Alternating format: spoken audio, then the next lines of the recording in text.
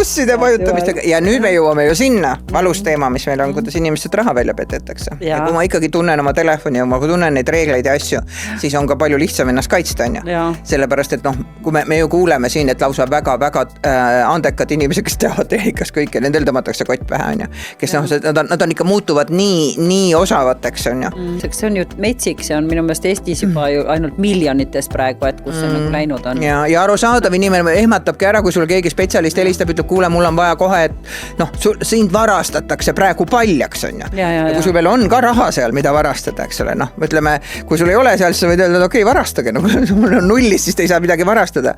Aga teine asi on see, kui sul veel on ka seal ja kurb on mõelda, et need on ju inimeste säästud. Inimene on võib-olla aastakümneid säästnud, eks ole, ja siis tuleb mingisugune tolgus ja lihtsalt mängib sinu usaldusega ja sinu selle lojaalsuse, mis sa püüad ju olla tubli kodanik, on ju. Ma ju kuulan, kui mulle öeldakse, et kuulge, ma pean vajutama kuskile, sest et ma olen ohus, on ju.